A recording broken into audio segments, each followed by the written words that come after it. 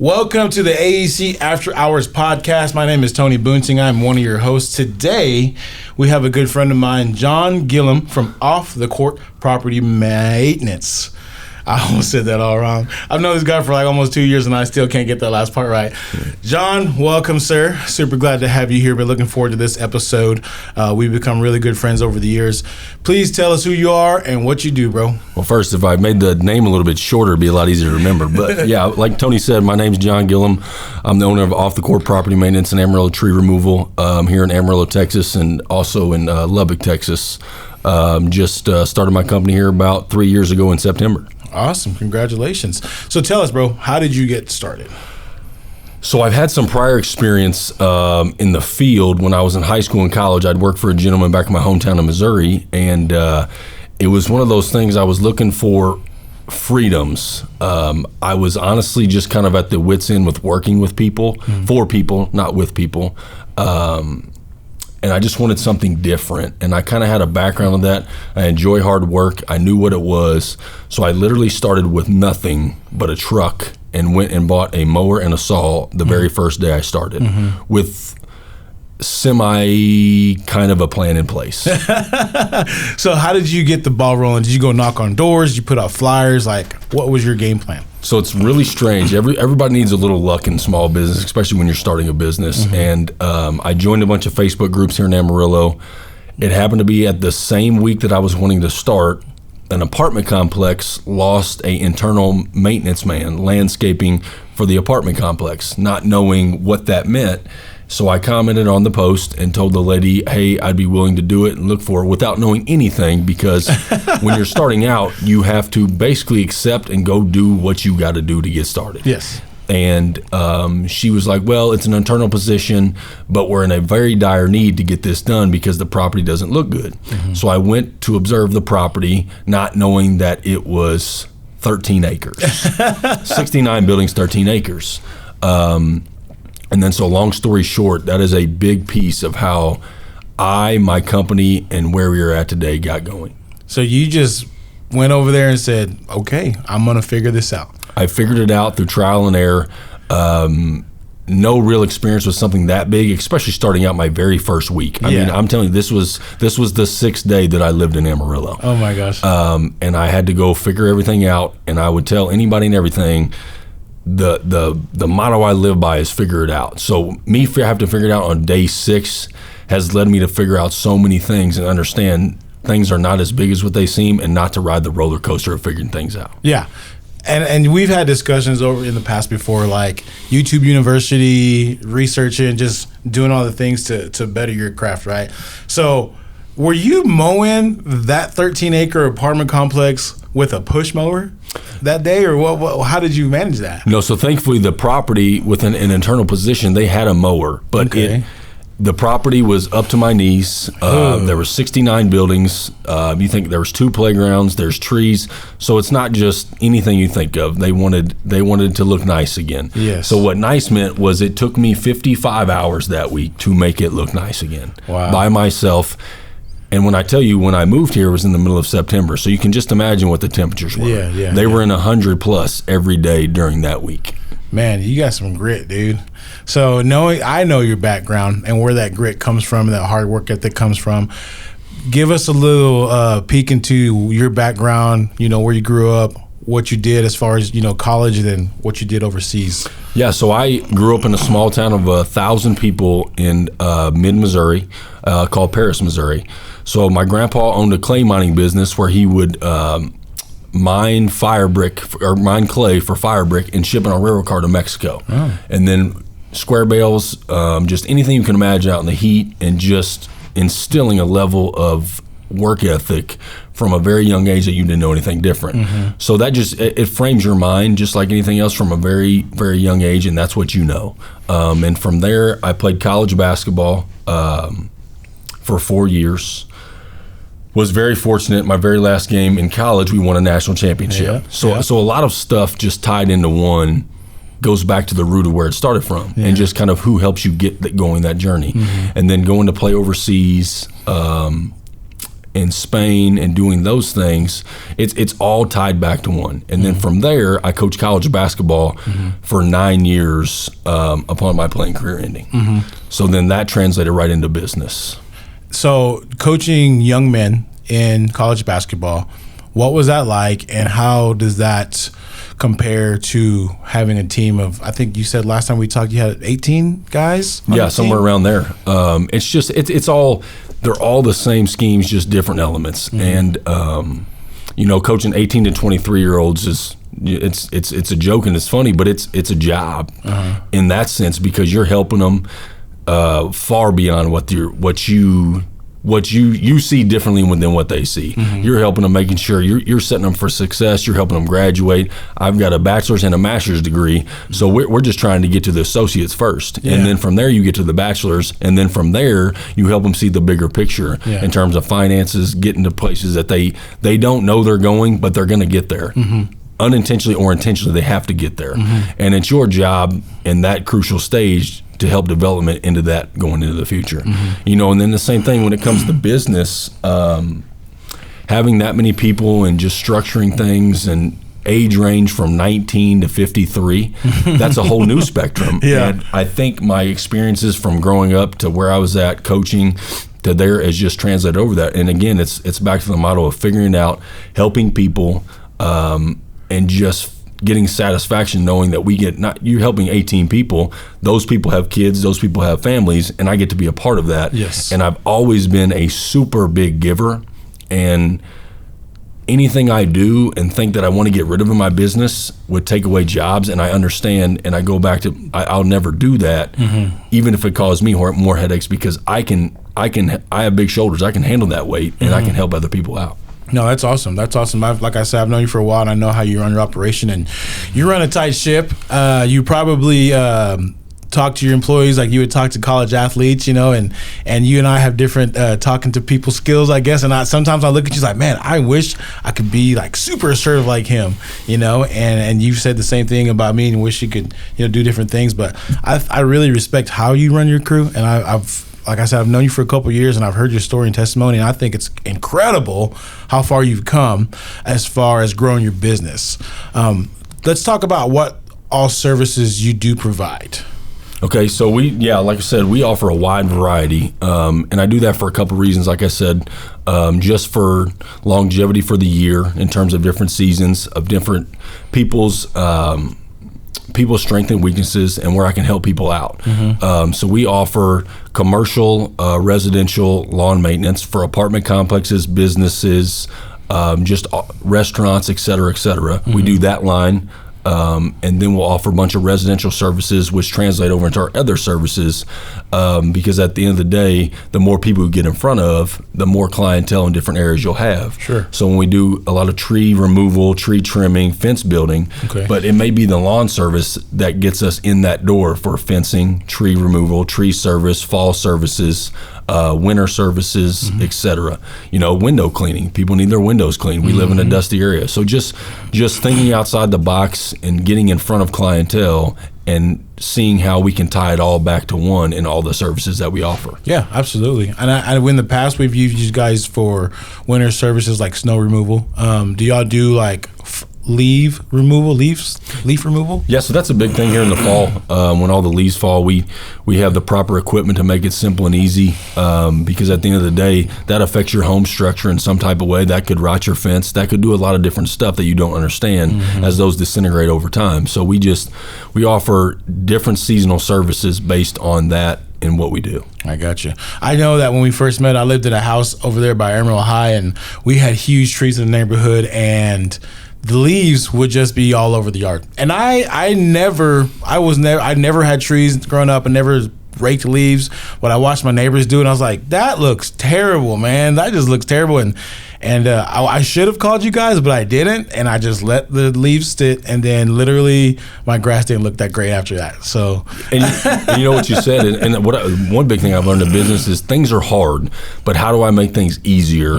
How do I make things more productive? And how do I save time? I am a big time saver, and I live by a lot of different methods. I don't laugh unless something's funny, and then I don't buy something for my business unless it's a profitable purchase that saves man hours or time. Yeah. So when it comes to leaf removals, we don't do any raking by hand and step minimal stuff. We have high-powered blowers, we have bagging mowers, etc., to make our time more efficient and not wear guys out in the areas that they don't need to be worn out in during those times. That makes sense. So you can take a ride lawnmower and just bag the leaves? So we'll blow them typically to a hard structure like concrete, get them there, bag them up, back them on the trailers, dump it, and go do it again. Wow. And a 3-hour job, rake job, turns into a 30 to 45-minute job because of the right equipment, the system we have in place, and just the productive manpower that we have. Man, that's pretty dang smart. So your business acumen, does it come from your college degree, or does it come from learning from the places you've worked in the past? I think it's all the experiences tied in one. You take the good and the bad from everything you come across, and then you twist it and turn it how you see things should be done. Like I said, I have a bachelor's degree in exercise science and a master's in sports psychology. Technically use neither one of those anymore. Yeah. But the experiences that I had through all those trials and stuff along the way, and the people I've encountered and the bosses I've worked for in college basketball, I take some of that stuff over now because it's still all related back to the same. Right. And I think it's important that you soak that stuff in, good, the bad, and the ugly, and then you twist and turn it how you want it in terms of your small business, your business, anything in general. So I'm thankful for every single experience I've had, because when it comes to running a business, it's prepared me for the things that I don't even know they're going to cross my plate yet. I got you. So we've touched this in the past as well. Where do you see yourself in the business in 2, 3, 4, 5, 10 years? Like, you know, for business, I'm very happy where we're at. But in terms of growth, obviously, with how I am, I could sit here and say that I don't want to grow. I'm good where we're at, kind of sustain, be consistent. But that's not who I am. So it's rewiring, thinking outside the box, looking to expand in different areas, and what that means. And I'm the type of person, like I said, I don't make a purchase for my company unless it's a profitable purchase, and just take things very calculated. And I could ponder on something for 6 months. I could wake up on a random Tuesday and I know it's time. Yeah. I've just thought it out long enough.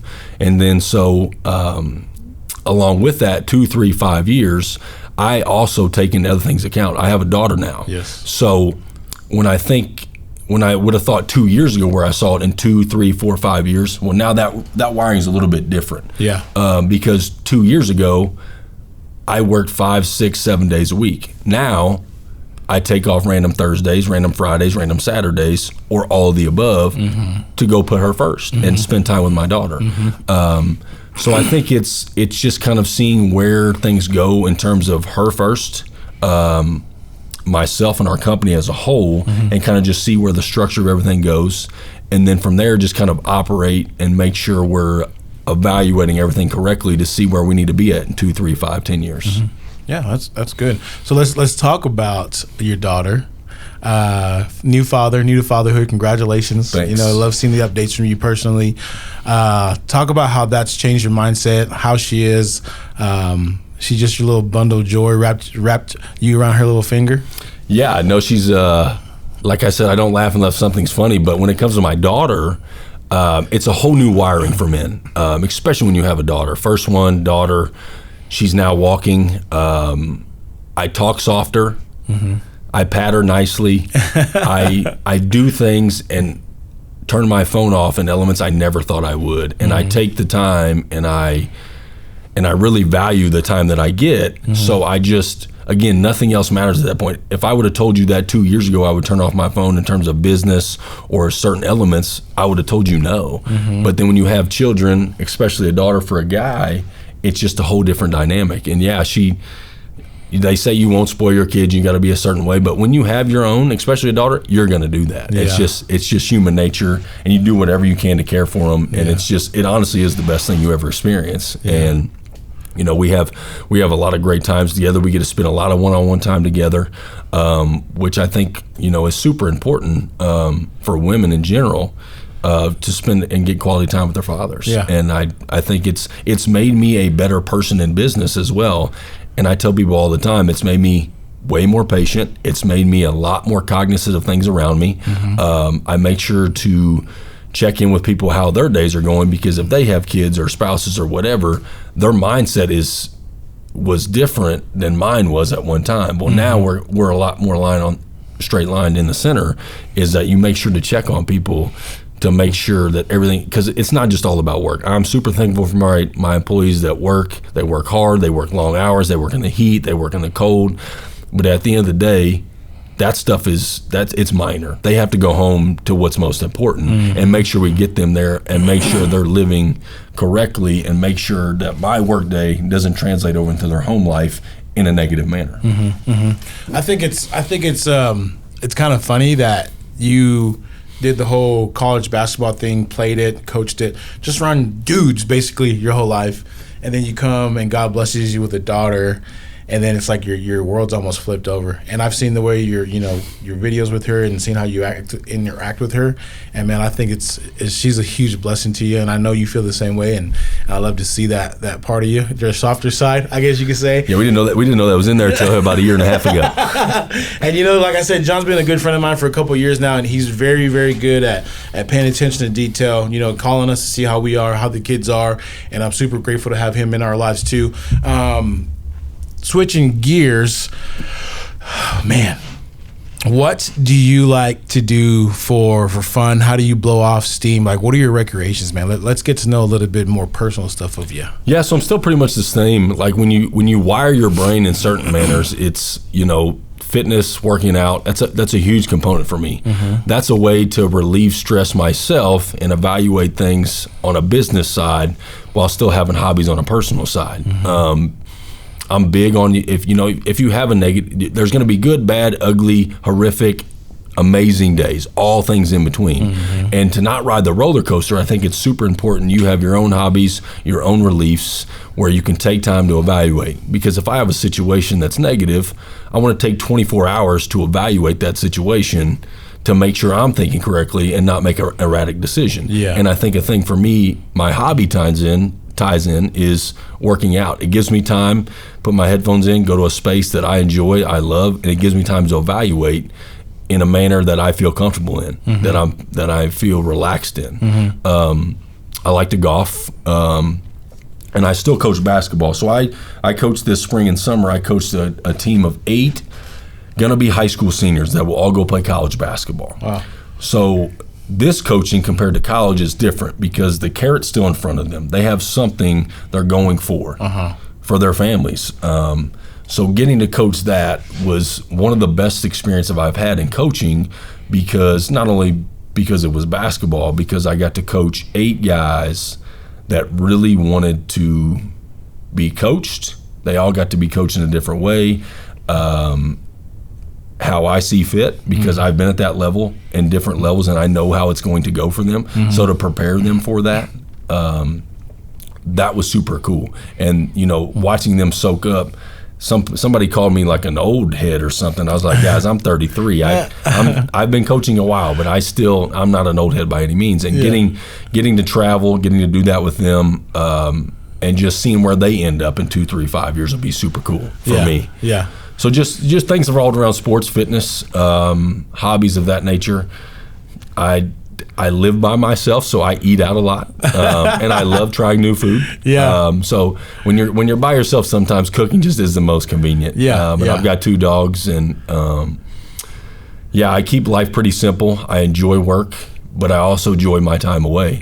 And different stuff, and staying connected. I don't have a lot of friends, but I have the right ones. And I think they've helped me in business. They've helped me just through life stuff that's thrown at you. And I think making you stay connected, go see those people. It's not going to be every month, but making sure you evaluate that and make sure you're giving back what people give to you. Yeah, absolutely. Now, you did say your stress reliever is putting your headphones in and going to work out. I've worked out with this man. Ain't nothing stress relieving about working out with this guy. He's in there like I'm one of his teammates, and we're going and moving. It's a heck of a workout, but I tell you what, man, it's intense. But when we're done and we finally get to take that breath, that breather, it's like, man, that felt good. That's the end goal. And like I said, well, the problem is with people, I don't tell people so that way they don't know. Is two of my best friends.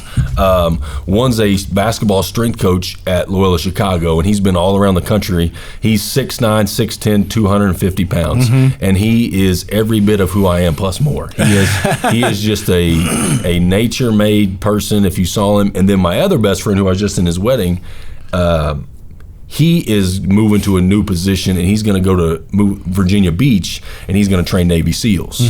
So just those are the type of people I surround myself with, but I don't really in the simple side of life, I don't tell people that before we go work out, because working out with those people, you have one option, and that is to work hard. And the end goal, you will thank yourself later, but during you are questioning what is going on. 100%. I'm like, what does he have me doing? But I'm the type of person that's like, I'm gonna give it my all no matter what. If I throw up, I throw up. If I pass out, I pass out. Because I had a coach tell me in high school who said, Boonsing, you will pass out before you die. That's right. So keep going. And I think and it's all funny. It's all fun and games, but I think that's why, again, like on the flip side, to flip it back, is that's why you're successful in business, because you just figure it out. You'll do what you got to do within the realms, and you try to make an impact in a lot of ways. And like you said, we handle things differently in our businesses that are both successful. I'm not sure there's all kinds of terms to use in ways to be successful. There's all kinds of different ways to do it. And I think that's important for people to know. Just because you do it a certain way doesn't mean you're going to be unsuccessful or successful. Right.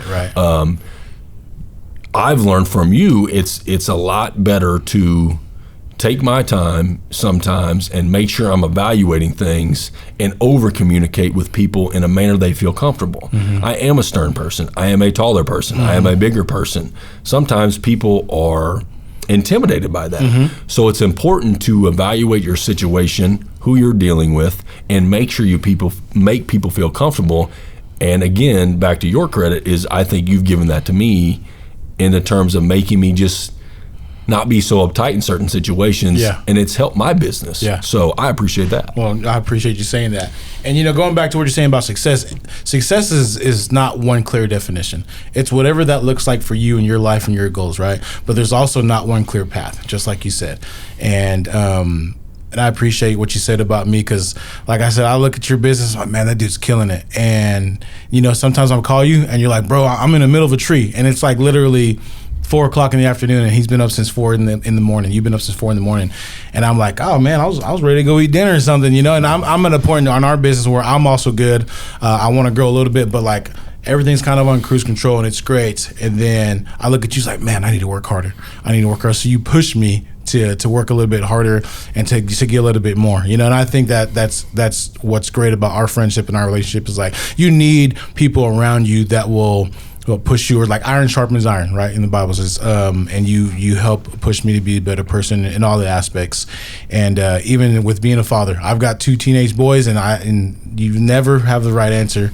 And whenever I hear you talk about Joel, it takes me back to like when the kids were innocent and small, and it's like I slow down a little bit and take my time with them and whatnot. And I think that's super important. Like you said, like you see me working hard at 4 o'clock on a Friday or whatever when the weekday is supposed to be almost over. But same thing for you. I mean, I wish you have one of the most amazing wives known to man, and then she can cook. I'm super blessed, man. Where I need a home cooked meal, I know where to go, and I get invited over, thankfully, all the time. But again, I'm thankful you get to hang out with your wife on a Friday. Your business is successful, and you take time to slow down and hang out with those people. That's very cherishing too. Is that you get those experiences with your kids on a random Friday at 4 o'clock, on a random Wednesday at 10 a.m. And you get to share that with those kind of people too, while still being successful. Yeah, absolutely. What kind of support system, and do you think that having a support system is important? Because like you said, you're a single dad, you're an entrepreneur, you run a super successful business. What's your support system look like, and how does that help you get to where you're at? I keep a very tight support system, and I rely on people's opinions in that tight circle. Because I think it's super important. You need people to tell you stuff that you don't want to hear. You need people to evaluate what's going on. You need to tell them that they need to be able to tell you your strengths, your weaknesses, your positives, your negatives, where you need to get better, where you need to kind of align, where you need to slow down. Because at the end of the day, you do things and wear yourself out in areas or do things that you shouldn't be doing and don't even know it. So it's important to have people that are honest with you. Don't have a ton of friends, don't want a ton of friends. For a lot of reasons, just busy with business. I have my daughter. I like to travel.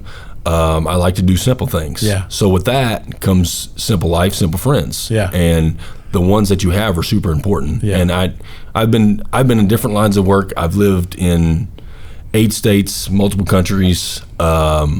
I know acquaintances, which acquaintances are great. It's important to have acquaintances. I have customers that you could consider acquaintances because your paths don't cross. That's just how life goes. But it's important that your dynamic and how your makeup is a structure of friends, your family, who is there for you in the good, the bad, the ugly, the great, the amazing, and all of the above. And I've had that, and I know who's in that with me. And I think that's super important. And I can tell you on 1 to 2 hands who that is. And again, I think that's important because I don't like distractions. I don't, like I said, the roller coasters of everything, I don't like to ride anymore. So how do you eliminate that stuff? And I think it's through just keeping your circle tight, being honest with yourself, and let others being honest with you. No, absolutely. I actually had a conversation with somebody at the gym a few days ago, and we were just talking about life, and he said something to me that was kind of profound, and I thought I heard it before, but he was like, look, dude, if it doesn't add value to my life spiritually, physically, or to my family, I cut it out. And I was like, man, you live life super simple. It's like, that's the only way it's got to be, bro. If it don't bring value to you in certain areas that are important to you, then it don't matter. And I was like, man, that's like, so that was super profound. And I say that because you say that you're living a simple life. You know what you want, you know what you need, and that's all you're going to keep. You're super focused. You know what I'm saying? So you've been in business for 3 years, right? Almost 3 years in September. Okay. When I moved to Amarillo, 3 years in September. Okay. So what are some hard lessons that you've learned that you can share with us or willing to share with us that might help other entrepreneurs or people who want to start out?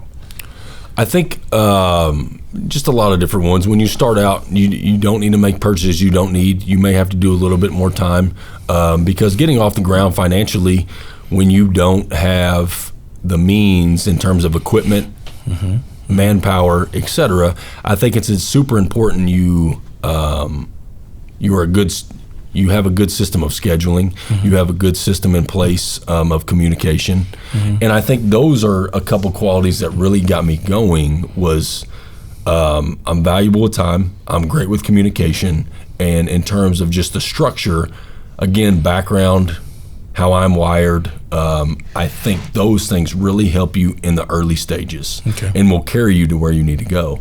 I wish I could tell you early on, just the luck of the draw. I had a lot of great balls bounce my way, you would say, early on, that just really got my business structured to where I was able to buy things as I went to never have any business debt.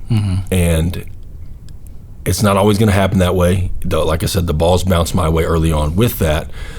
But at the end of the day, a lot of my stuff comes from making sure you hire the right people, because at the end of the day, I've hired some of the wrong people for me or my business, and those people are a part of you, and it always comes back to you. So making sure you evaluate who you're hiring, their intentions, what they're there for, is super important because where I'm at now, I can't be everywhere that everybody's at. Right. So I think it's super important that is the people you surround yourself again with, like we've kind of talked about, and then just not riding the roller coasters of the business. Because if I rode the roller coaster, I had 19 things break yesterday. A little bit of exaggeration, but on a Friday. It's just, don't put yourself in those holes, because when you own a small business and depends what type of expansion you have, where you're sitting at, it could be very gruesome sometimes in terms of those avenues. Is the flat tires or the just the parts breaking, and then you go find out that you didn't know, well, that those parts are now $3,000. So, and then everybody wants to be paid on Friday, and then you got to go to the bank, and then you just kind of look at the whole dynamic, and you just can't ride those roller coasters because it will give you anxiety at point in times. Yeah. And I think it's just super important. The small things don't turn into big things. Right. And then you make sure you're super focused with your business and just the dynamics that come with it. Yeah. And then every day's a new day, the good, the bad, the ugly, and all the above. Yeah. You figure it out. You approach that day. If I showed you my calendar, some people, I've got green highlighters in there, I've got yellow highlighters, I've got purple, I've got orange, but I know what they all mean. Yes. And I keep that stuff so organized because at the end of the day, organization, communication, those will eliminate a lot of hiccups and things that are unneeded along the way so you can deal with the bigger issues. Yes. And you did say in the beginning of that, you got very blessed that balls bounced your way. But here's the thing, that's a testament to who you are and how you run your business, because like you said, those balls came your way, but you took care. You're very meticulous in what you do. You're very passionate about what you do. You're very stringent about what you do, and you run a tight ship. And your customer care and your communication skills are way, way, way up there, because I've experienced it. And that's a testament to who you are, because you literally will take care of a customer and figure things out to the highest possibilities that you can. Real quick, just to end some things, how can people get a hold of you, and how can we help you, and what kind of customers are you looking for right now? Yeah, so I've got a couple different avenues. One is my direct cell phone line, which a lot of people are a little confused by sometimes, because I have a 573 number, which is still my Missouri number. Okay. Cell phone number is the best way to get a hold of me. It's directly in my pocket. I keep my headphone in. And I'm big on getting back to people in a very timely manner. Okay. So then also email. I have my email that goes directly to my business, and people that operate and help me that see those emails to keep things lined and structured again through organization and communication. Okay. And then a couple different websites. Okay.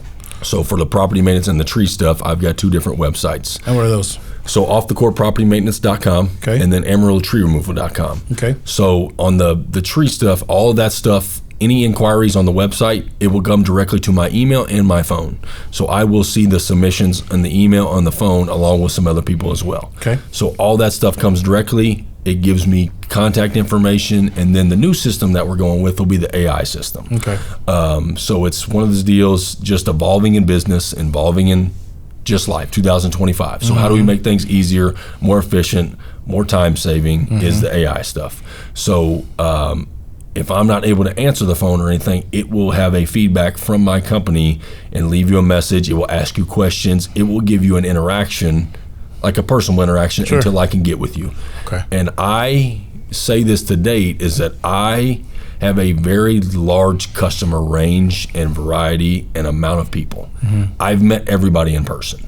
So at some point in time, I make a just to go meet people in person so they know who the owner is, the boss is, who's structuring the business. And in terms of my employees, they are to be personable as well. Yeah. Not just short answers. If it means taking a little bit more time to have conversation, that's what we want to do. So you know who you're interacting with, you know who you're dealing with, and you know who you're making a financial investment with, whether it's a simple one-time mow to a fence to a very dynamic property service, and that way people feel comfortable with you. Yeah. I got you. So cell phones, emails, AI, just anything you can think of. That way people know who they're dealing with. Yeah. They see the professionalism, they see the communication, and that way they feel like they're going with the right people. Okay. And you're on Facebook too, right? Yes, sir. Okay. Yes, awesome. Sir. Well, John, it's been a pleasure having you on the podcast finally. We hang out all the time. We do business together. And like I said, I'm super grateful for you having you in our lives. I respect you like crazy as far as what you do for your family and your business, and I think you're one heck of a dude. And man, thank you for being here, man. You make this thing easy. Yeah, no, I appreciate this. Just again being in the group, and it's made me better. Just again, it's helped me get out of my comfort zones, get out of my straight lines, and realize there's more important things. There's bigger things to life. Seeing other people's businesses, learning from other people. I'm a big observer. So sometimes I don't talk a lot, but I am observing, and I love to help or want to be helped. And I think it's super important. You soak it all in and you go from there. Absolutely, man. It's been a pleasure. This has been the AEC After Hours podcast. Follow us on our YouTube. Please hit the like and the share button, and look out for us on other platforms like Spotify. Have a great day.